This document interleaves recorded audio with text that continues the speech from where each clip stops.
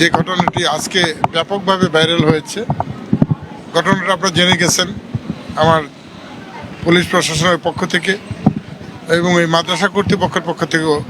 এই ঘটনাটা হলো নভেম্বর মাসের 4 তারিখের ঘটনা, আজকে থেকে প্রায় 6 মাস আগের ঘটনা।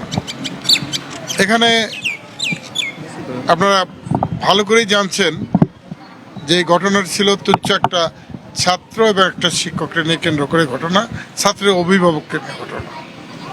এবং আপনারা সকলেই জানেন যে আমার জন্মও কিন্তু এই ইউনিয়নেই, এই মাদ্রাসারই খুব কাছে। আমি নিজেই তো এই ঘটনাটা জানি না, কারণ কর্তৃপক্ষ প্রয়োজন মনে করে নাই। এত একটা তুচ্ছ ঘটনা বোধহয় সেটা ছিল, এটা আমার ধারণা। যদি ব্যাপক কিছু হতো অবশ্যই আমাকে তারা সবার আগেই জানাতো। এবং আজকে যখন আমি আমার ভাতিজা, অর্থাৎ আমার শ্রেষ্ঠপদ ভাতিজা, ঢাকা জেলা পরিষদের সম্মানিত প্রশাসক এবং জাতীয়তাবাদী যুবদল ঢাকা জেলার সংগ্রামী সভাপতি আমাকে সকালে ফোন দিলেন, আমাকে জানালেন।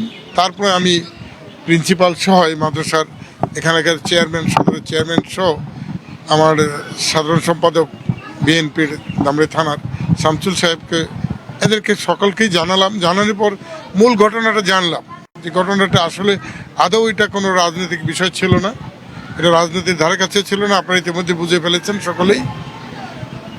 আমি একই কথা বলতে চাই যে প্রতিপক্ষ থাকবে রাজনীতিতে, কিন্তু এই ধরনের নোংরামি যারা করে তাদেরকে তো প্রতিপক্ষ ভাবা কোনোভাবেই ঠিক হবে না।